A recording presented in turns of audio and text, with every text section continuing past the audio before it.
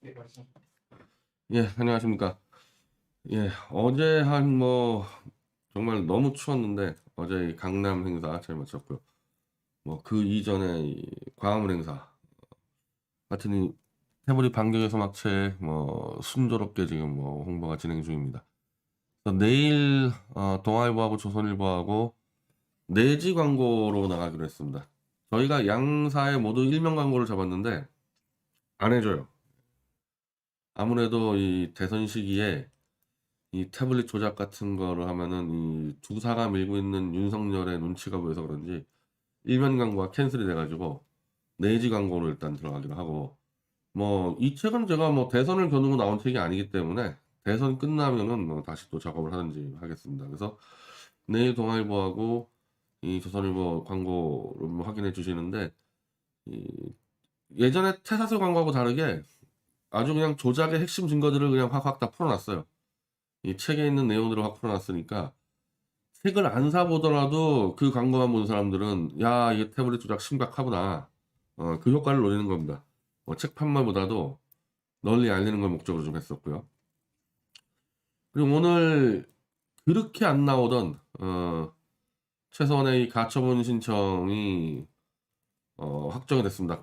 금요일 날 재판 판결문 나왔는데 이 언론사들이 오늘 입수해가지고 거의 한 3, 40개 지금 언론사가 보도를 하고 있는데, 재판부도 이 굉장히 해롱거렸고, 그래서 언론사들도 지금 휘청휘청대고 있어요. 그래서 제가 좀 더 명확히 좀 설명을 드려야 될 것 같더라고요. 자, 연합뉴스가 두 개를 보도합니다. 아마 이런 거는 정말 이 판결문 기사 관련해가지고 연합이 10시 7분발에 기사를 쏘고, 황지아 기자인데 11시 14분 1시간 만에 똑같은 기자가 또 두 번째 기사를 쓰는 정말 황당한 작태를 벌였는데, 왜 그렇게 되느냐? 첫 번째 쓴 기사가 아마 이동환 변호사가 가이드라인 해준 대로 최서원에게 절대적으로 유리한 기사가 나가버렸어요. 그래서 아마 위에서 조인트 좀 얻어맞고 1시간 만에 최서원의 불리한 내용을 그냥 부랴부랴 집어넣어가지고 이 두 개가 나온 것 같은데, 연합뿐이 아니라 뉴시스도 똑같은 사태가 벌어졌습니다. 뉴시스도 똑같은 내용의 기사를 두 개를 써가지고 하나는 최서원에게 유리한 거, 하나는 불리한 거를 쓰게 돼 있는데, 엄밀히 말하면은 이게 기자들만의 잘못이라기보다는 재판부가 그렇게 했어요. 이 재판부 판결문을 제가 기자에게 다 줬습니다. 우리 판결 같은 거 숨기지 않아요. 다 줬는데, 제가 그걸 여기다 안 꺼내 보인 이유는요, 너무 재판 내용이, 판결 내용이 횡설수설해가지고 정신 없어가지고, 이건 기자들이 기사 쓴 거 가지고 소개하겠다. 그래서 저도 소개를 안 했는데, 어, 이게 원천적으로 검찰하고 법원이 태블릿 PC를 최서원 것이라고 박아놨잖아요. 근데 최서원은 내 거 아니라 그랬잖아요. 그래서 끝났어요, 재판이. 끝났는데 제가 최서원을 설득해서, 아니, 대한민국 검찰과 법원이 당신 것이라 그랬기 때문에 당신이 법적인 소유자다. 당신이 실제적으로 저거를 썼니 안 썼니 관계없이 당신이 저거 소유자다. 그럼 받아서 검증을 해라. 이렇게 들어가 버리니까 이게 지금 검찰이든 법원이든 한마디로 기습을 당한 거거든요. 아마 예를 들면은 내 지갑이 아니야. 내 지갑이 아닌데 대한민국 법원에서 발표를 했어. 변희재 지갑을 확인했는데 58만 원 들어있더라 안에. 그럼 내 게 아닌데도 법원이 발표했으면은 법적인 소유권은 내 거니까 내가 가져가면 되는 거거든요. 가져가서 내 이렇게 발표하면 되는 거예요. 아니 내 게 아닌데 나 분명히 이런 지갑 내가 쓴 적 없는데 법원이 내 거라 그러고 법적 소유가 내 거라 그러니까 나 이 지갑 내가 쓰겠다. 그리고 58만 원은 내가 기부하겠다. 아무 문제 없잖아요. 이렇게 해버리면은. 그러니까 최서원도 죽었다 깨도 난 저거는 내 거 아닌데 대한민국 법원이 내 거라 그러니까 그럼 내가 한번 들고 가서 봐보겠다. 문제가 없는 거란 말이에요. 근데 이상하게도 이 법률 전문가들은 다 문제가 된다 그래가지고 계속 소송을 막아왔었고, 그래도 우리 쪽 변호사는 처음에는 막다가 나중에는 해볼 만하다 그랬는데 최서원 쪽 변호사들은 끝까지 막았단 말입니다. 저는 조금 의심스러운데 그런 부분들이. 실제로 제 생각대로 이걸 만약에 최서원이 야, 내 거니까 한번 내놔봐 그러면은 검찰하고 법원이 엄청 당할 거라 제가 봤거든요. 그 당황한다는 게 제 예상을 훨씬 뛰어넘어서 이건 최서원이 쓴 바 없다. 최서원 거 아니다. 이렇게 발표가 나가는 수준의 행설수설을 하니까 검찰 쪽에서 법원도 행설수설 하는 거죠, 법원도. 그리고 검찰 입장에서 법원에게 어떤 압력을 넣겠습니까? 이거 최서원이 가져가면 다 죽는다. 검찰만 죽는 게 아니다. 왜? 법원의 1심 판결, 2심 판결, 3심 판결 전부 다 법원이 조작 판결했거든요. 태블릿 PC 관련해가지고. 다 죽는다 우리. 그래서 최서원의 손에 들어가면 안 된다라고 얼마나 많은 압력을 넣겠습니까? 법원에다가. 근데 최서원의 손에 안 들어가려면은 이건 최서원 게 아니다라고 얘기를 해버려야 되는데 그렇게 되면은 우리 입장에서는 아 그래 법적으로 최서원 거 아니라고 인정됐다. 다 전체 다 재심 이제. 태블릿 관련해가지고 다시 낚아자 이렇게 나올 테니까 최서원 거 아니란 말은 못하겠지. 죽이는 실치 이러니까 이상한 판결문이 나온 거예요. 물론 결론적으로는 최서원이 가처분 신청에서 이겼지만 그 사족들을 막 법원이 붙여가면서 그렇다고 이걸 최서원이 당장 받을 수 있는 건 아니다. 쓸데없는 얘기를 쫙 꺼내놓고 검찰이 좋아할 만한 내용 하나를 집어넣은 겁니다.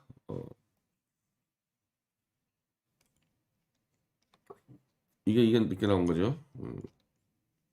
우리가 이거 보고 참 어이가 없었는데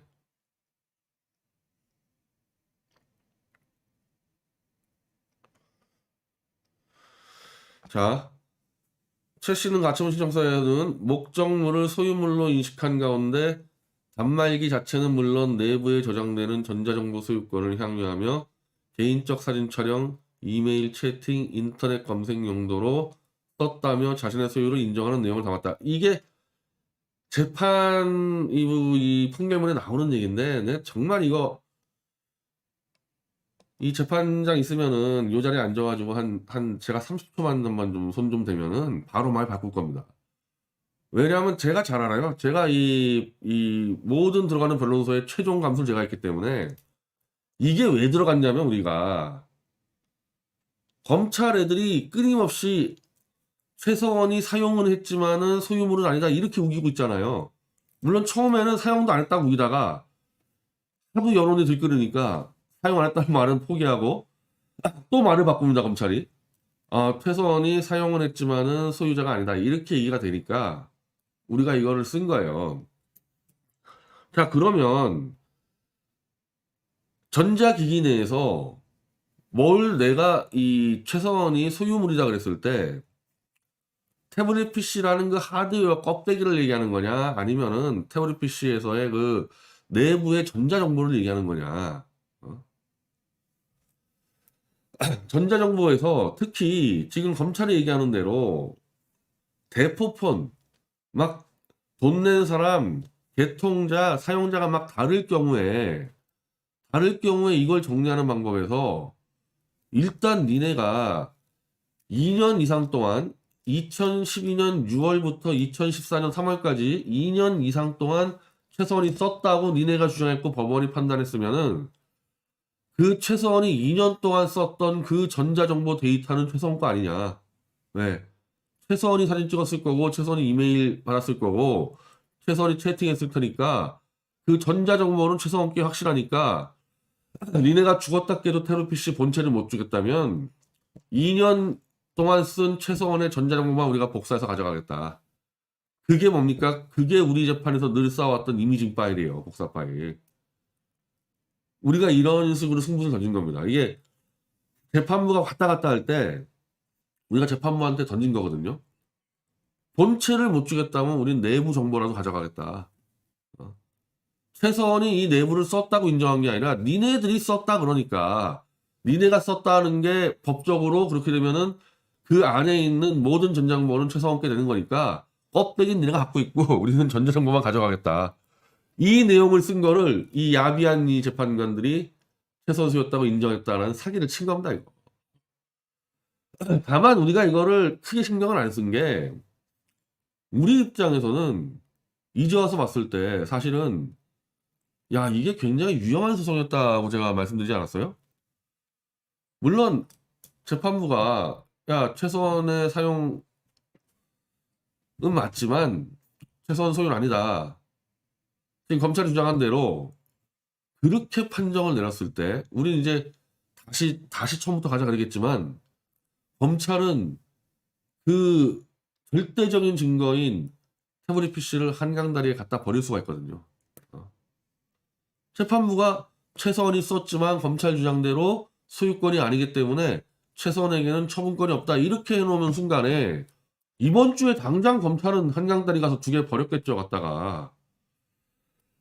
증거는 우리가 찾으려다가 증거 2개를 그냥 버릴 뻔했어요. 차라리 이 소송을 안 했으면 그냥 있었을 거를. 검찰이 저렇게 목숨 걸고 막 거짓말까지 하면서 최서원거 아니라는 얘기 뭡니까? 내 검찰 목에 칼이 들어와도 이거 안 내놓겠다는 거 아니에요. 근데 만약 법원이 딱 때려줬어 봐 그냥 갖다 버리지 그러면은. 그래서 이런 야비한 문장을 썼어도 이 재판부가 얼마나 협박받았겠어요. 검찰뿐입니까? JTBC 뭐 SKT 협박받은 티가 나요. 판결 보면은. 그래도 검찰의 그 이중성을 인정 안 해준 거거든요. 니네가 지금까지 계속 최소한 거라 그러다가 이제 와서 아니라는 게 말이 되냐. 그리고 검찰이 이제 이 뒤집어 씌운 최서원에게 최서원이 최서원 거 아니라 그래왔다. 이 부분 내에서 우리 입장은 뭐였냐 우리가 얘기한 거는 아니 그럼 최서원이 아니라 그랬을 때 니네 검찰하고 법원이 언제 인정해 줬냐. 니네가 최서원 거 아니라고 인정한 적 있어 법적으로. 최서원이 내 거라 그랬든 누라 그랬든지 우리는 법적 소유권 싸움을 하고 있는데 왜 사적인 얘기 가지고 하냐 이렇게 반격을 했단 말이에요.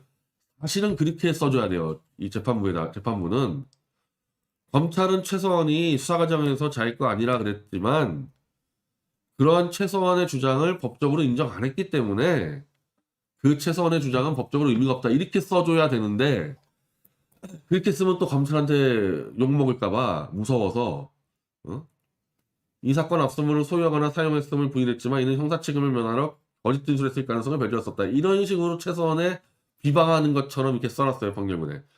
첫째로 이거는 말이 안 되는 게 이 태블릿 PC는 최서원 쪽 증거로 채택된 게 아니고 박근혜 대통령 쪽 증거로 들어가 있습니다. 왜? 최서원은 공직자가 아니라 그래서 공무상 비밀누설죄에서 제외시켜놨기 때문에 이 모든 증거는 박 대통령 쪽 재판에 들어가 있는 거를 최서원이 받아온 거예요. 최서원 쪽 형사사건하고 관계가 없어요. 왜 그렇게 만들어놨냐? 관계 있다 그러면 최서원이 내놓으라 그러니까 원천적으로 최서원한테 보여주면 조작이 드러나니까 이 검찰 단계에서 최서원과 관계없게 만들어 놓은 겁니다. 그래서 그걸 아무리 보여달라 그래도 검찰이 안 보여준 거예요. 당신 사건이 아니고 박 대통령 사건이다. 이 짓을 한 거예요 검찰이. 그러니까 최서원의 형사 책임과 관계가 없다 이 건은. 지금 최서원이 이 태블릿 조작을 풀어내잖아요. 직접적으로 연관되는 사건은 박 대통령 사건이지 최서원 사건이 아니에요. 자기 할 도리 하는 거지 자기가 살려고 하는 게 아니라는 겁니다. 이거.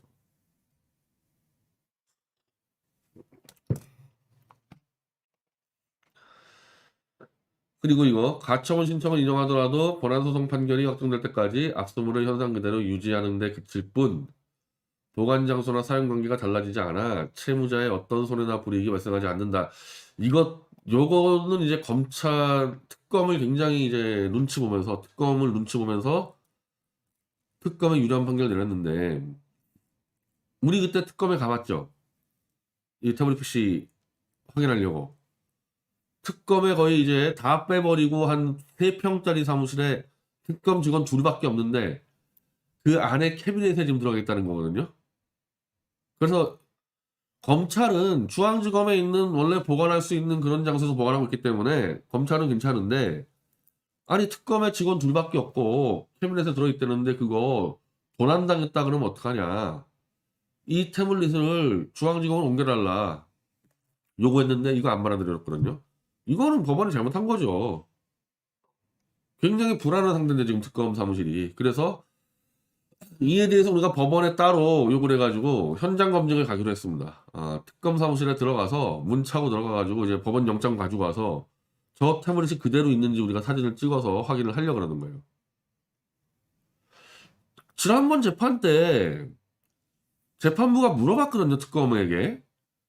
태블릿 있기는 있냐 그랬을 때 답을 못했어요. 특검 쪽 직원이. 아마 있을 겁니다 그래가지고 아니 있을 겁니다가 뭐냐 있냐 없냐 그랬더니 잘 모르겠습니다 이랬거든요. 그러면 판결 이렇게 내리면 안 되죠. 이걸 옮겨줘야지 보관할 순대로. 그래서 어쨌든 이거는 우리가 최대한 빨리 특검 사무실에 쳐들어가가지고 확인할 겁니다. 요거 이외에 이제 원래는 이렇게 쓴 거예요. 태블릿 PC 최선이 아닌 다른 사람이 발행 금지. 이제 이게 사실은 이제 정확한 기사죠.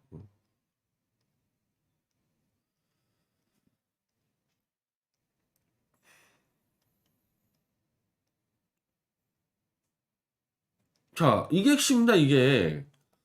최 씨는, 최 씨의 소송대리인 이동환 변호사는 최 씨로서는 자기 것이 아니고 본 적도 없는데, 언론이 아니지. 언론과 검찰 법원에 의해 자기 걸로 포장돼 감옥까지 갔다.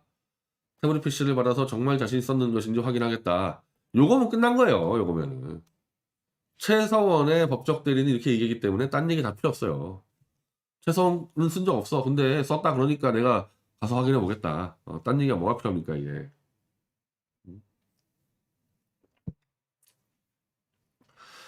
자, 그럼 이게 앞으로 어떻게 되냐, 앞으로. 이제 우리가 태블릿 반환 소송을 이미 집어넣었습니다, 작년에. 지난달에 집어넣었어요, 두 대 다. 지금 이번 가처분 소송은 검찰과의 싸움이었어요. 검찰이 딴 놈한테 줘도 되냐? 안 돼, 우린 주지 마. 이 싸움이었는데 말해서 받아오는 싸움은 누구냐? 받아오는 싸움은 법적으로 자기 거라고 주장할 수 있는 놈과의 싸움이에요. 제1 태블릿 PC는 김한수, 제2 태블릿 PC는 장시호. 김한수는 실제로 우리가 소를 집어넣는 소 대상이고 장시호는 이제 제1 증인이 되는데 둘 다 재판에 나와야 됩니다. 김한수와 장시호 둘 다 재판에 나와야 돼요. 첫 번째 이제 김한수의 경우는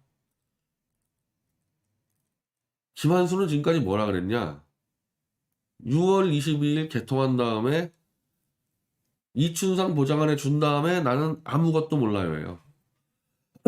그러다가 이제 특검에 끌려가서 몇 대 맞더니 말을 좀 바꿔가지고 2012년 한 가을 정도에 최서원이 쓰는 거를 봤다. 그래서 그러면은 봤는데 뭐 어떻게 했냐 그래서 최서원이 쓰고 있구나. 그럼 요금은 왜 네가 내고 있었냐 했더니 뭐 최서원이 쓰는데 뭐 내가 요금 정도는 내줄 수 있는 거 아니냐. 한마디로 내게 어디 갔는지 몰랐는데 최선이 쓰고 있었네. 내놓으세요. 아니면은 그럼 이제 당신이 돈을 내세요. 이게 아니라 내가 최선에게 태블릿 좀 만들어주고 돈 좀 내주는 건 문제 안 된다. 한마디로 최선에게 넘겼다는 얘기잖아요. 소유권을. 심지어 김한수는 또 거짓말하는데 2013년 1월에 최선이 연락을 와서 자기한테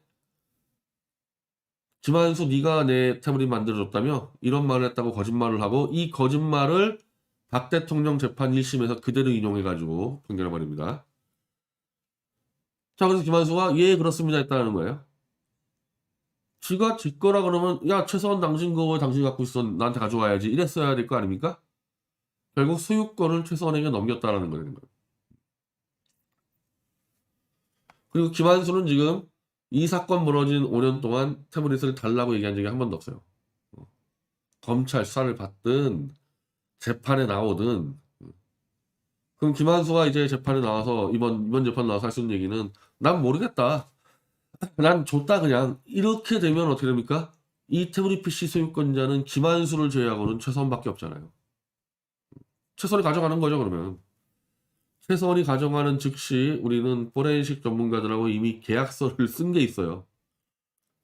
바로 기자회견을 열어서 그 포렌식 전문가들이 입회하에서 이제 PC를 가지고 과학적 법적 절차에 맞게끔 딱 복사해내서 모든 태블릿에 대한 조작을 다 잡아낼 겁니다. 열흘도 안 걸려요, 열흘도. 이렇게 되니까 지금 검찰이나 법원이나 태블릿을 최서원에게 넘어가면 우린 죽는다 이 자세 아닙니까? 이걸 지금 막을 수 있는 사람은 김한수밖에 없는데 그럼 김한수가 나와서 뭐라 그래야 돼요? 뭐라고? 김한수가 나와가지고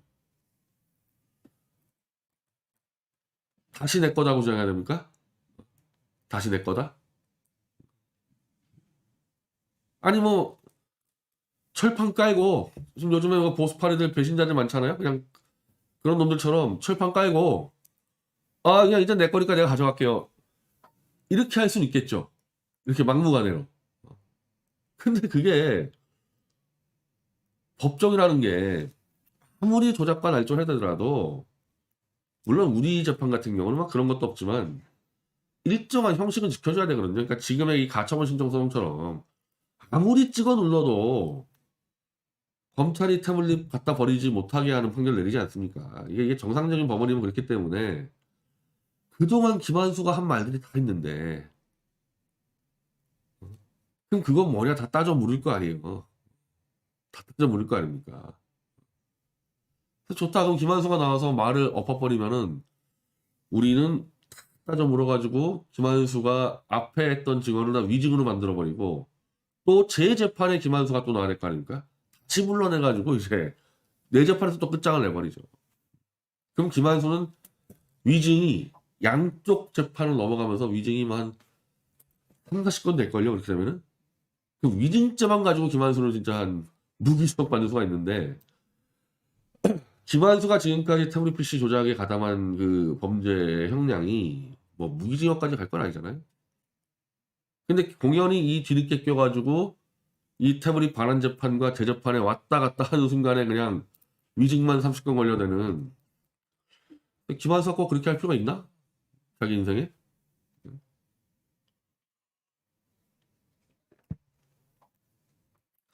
저는 그냥 김한수가 안 나올 거라고 봅니다. 예. 안 나올 거라고 봐요. 우리 재판에 증인 신청도 그것도 안 나오려고 그렇게 했는데 여기 끌려가서 무조건 위증해야 되고 그러면 내 재판에 반드시 또 끌려 나오게 돼 있는데 그리고 거기서 끝나겠어요? 또 최서원은 김한수 안 잡겠습니까? 최서원은? 최서원 자체가 또 김한수 손배 소송 들어가죠. 뭐 김한수는 인생 끝나는 거예요. 여기서 이제 한번 잘못 나오면은 차라리 그냥 안 나오고 숨어버리는 게 낫지. 그래서 그게 최서원한테 이 태블릿 PC가 넘어갈 가능성이 가장 크고 만약에 김한수가 만약에 그냥 끝까지 버틴다 거짓말하고 그러면은 차라리 여기서 태블릿 PC 까자. 누구 건지 까자 진짜. 뭐 그렇게 보는 수도 있고. 그래서 우리가 뭐 카드가 다양합니다. 김한수가 어떻게 나오냐에 따라서. 그리고 이제 제2 태블릿 PC, 이 장시호 태블릿 PC. 이거는 장시호가 재판에 나가서 말을 바꿨어요. 아마 이걸 염두에 둬서 그럴 텐데 장시호가 원래 검찰 수사 단계에서는 최서원이 시켜가지고 뭐 보관하라 그랬다 하다가 그러면 또 최서원이 갑자기 달라 그럴까봐 무서우니까 최서원이 자기한테 줬다. 이렇게 말을 바꿔버립니다. 재판에 나가서.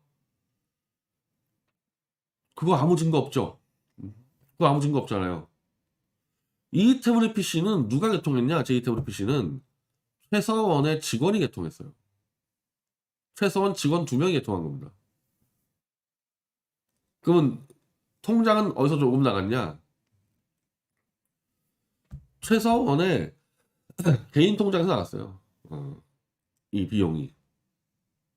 그러니까 이건 오히려 JTIP 시스템보다는 최서원의 소유권이 훨씬 더 입증하기 쉽게 돼 있죠. 최서원의 직원들이 개통했고 최서원이 돈을 냈으니까. 근데 이게 왜 장시호한테 넘어갔냐? 우리가 조사한 바로는 저 태블릿 PC는 최서원의 비서가 쓰던 거예요. 최서원의 비서가 최서원한테 얘기 안 하고 자기가 그냥 가서 이 직원을 가서 개통해가지고 자기가 쓰다가 장시호한테 넘겨준 겁니다. 우리 이거는 과학적으로 다 확인이 된 얘기예요. 이거는. 자, 그러니 이 기록상으로 장시호가 이거 내 거예요, 내 소유예요 얘기할 수가 없지. 최서원은 난 너한테 준 적 없다 이럴 테니까. 그리고 모든 개통이나 돈 내는 과정이 최서원 거기 때문에 이거는 뭐 장시호가 튀어나와서 우기더라도 최서원이 아마 가져가야 될 겁니다. 이거는 가져가는 순간에 이건 JTBC 거보다 더 쉬워요. 이거는 급하게 조작을 해가지고 뭐 제대로 만든 것도 없어요. 그냥 꺼내서 열면은 이거는 바로 최서원의 비서와 장시호가 썼다는 게 바로 입증이 될 겁니다. 이걸 지금 검찰과 이 특검이 어떻게 빠져나가겠어요. 이거 다 걸려들었는데.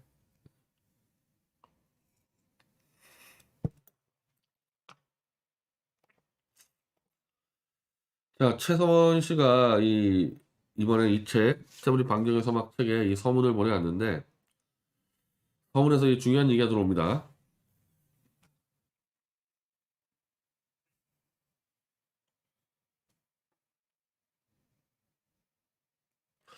자, 박 대통령님이 말씀하신 진실은 반드시 밝혀진다. 하시는 꼭 이뤄주기 바란다. 이 서문 쓴 이후에 최서원 씨가 이제 이 책을 다시 보고 나서 이제 다시 한번 편지 보내는 게 있죠. 최서원이 사과를 하고 입을 다물어야 되느냐, 아니면 최서원이 강하게 어필하면서 결백을 항면해야 되느냐. 그 두 가지 갈림길에서 최서원 씨는 강하게 자기 결백을 주장하겠다, 앞으로는. 그렇게 바뀌었습니다. 물론 그렇게 바꾼 게 뭐 따지면 저죠. 최서원 씨 변호인들은 최소한 입을 다물게 하려고 그러고 있거든요. 저는 처음부터가 아니라 봤어요. 박 대통령이 해명할 수 있는 게 있고 최서원 씨가 해명할 수 있는 게 있어요. 이거 따로따로예요, 따로따로. 대표적으로 태블릿 PC 밝히는 거는 박 대통령이 할 수가 없잖아요, 이거는. 근데 만약에 최서원이 입을 다물어봐요. 태블릿 PC 어떻게 밝힙니까? 그리고 이번에 제가 또 요청해놨는데, 안종범이 모든 K재단 미르재단의 인사는 최서원이 했고 최서원이 면접을 봤다. 이거를 반박을 할 수 있는 사람이 최서원이지, 이건 박 대통령이 아니잖아요. 그러니까 최서원의 입을 다물게 하려는 그 세력이 바로 그 세력이 탄핵의 주범들인 겁니다. 그게 지금 제가 보면 잘 따져보면 안종범과 정호성 라인 이어지는 이 청와대 간신배들과 엮여있는 유영아나 가세현이나 이런 놈들이 탄핵의 주범인 거예요. 그리고 아주 교묘하게 조원진까지 포함해서 최서원을 비방음해하면서 최서원 입을 다물게 공작했던 놈들, 그놈들이 탄핵 주범이라니까요. 이게. 정호성이가 돌아다니면서 최서원을 얼마나 음해다니는 줄 알아요? 정호성이가? 쥐가 아닌 것 뻔히 알면서. 그놈이 탄핵 주범이에요, 그러면은. 최서원도 자기가 박 대통령에게 죄를 지은 것 같아서 조심스럽게 있다가 당신이 있다 보면 다 끝난다, 이거. 그래서 치고 나오는 겁니다.